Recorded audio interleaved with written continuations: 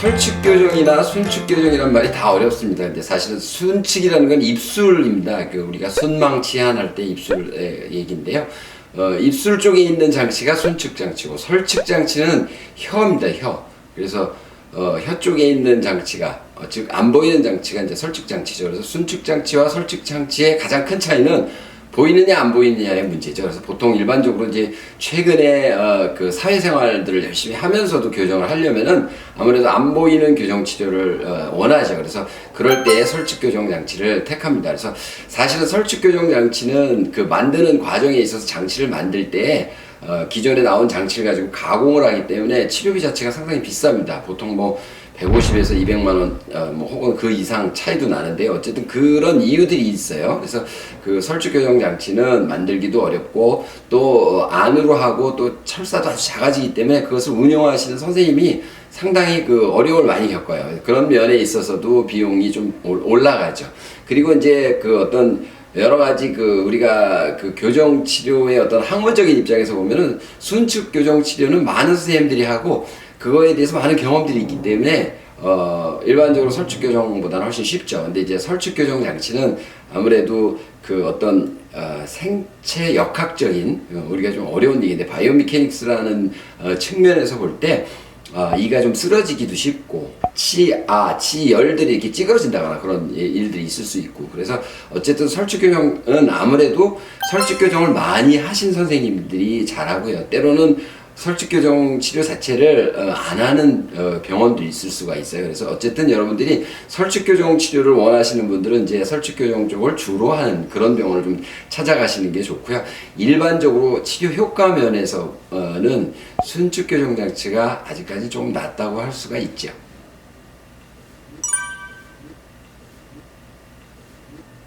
네, 그 치아 교정할 때 아프다고들 하는데요. 그 아프면은 여러 종류가 있습니다. 일단은 기본적으로 교정 장치 자체가 네모나게 생겼어요. 네모나게 생기고 그 가장자리가 이렇게 날카롭죠. 그래서 입안에 들어가면은 그거에 적응하는데 한 2달 정도 걸리죠. 그리고 실제로 우리가 바깥에 손이라든가 이런데 뭐 예를 들어 험한 운동을 하게 되면은 굳은 살이 박히잖아요.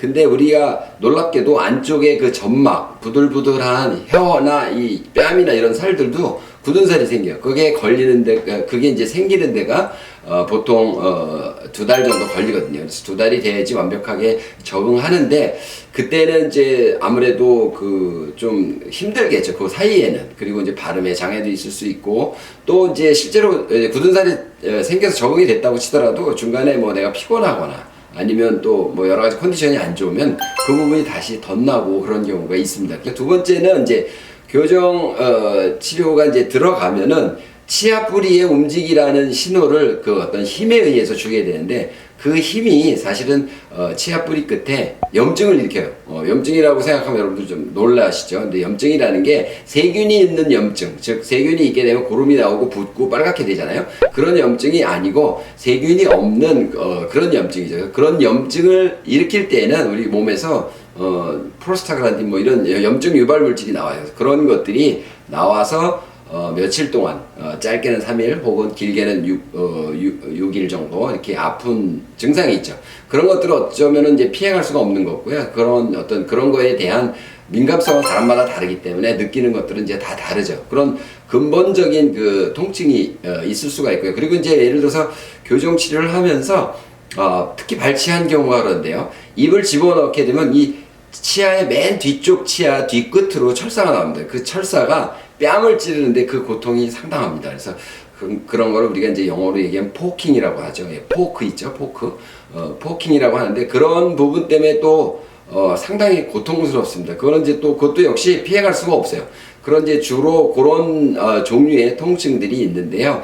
어떤 부분은 좀 감수해야 되는 부분이 있고, 어떤 부분들은 또 이제 병원에 가서 잘 선생님한테 부탁해서 철사를 잘라주세요, 안 아프게 해주세요 이렇게 했을 때 그것을 또 고칠 수 있는 경우들이 있습니다. 어쨌든 통증이라는 게 전혀 없이 교정하는 것은 거의 불가능하다고 할 수가 있습니다.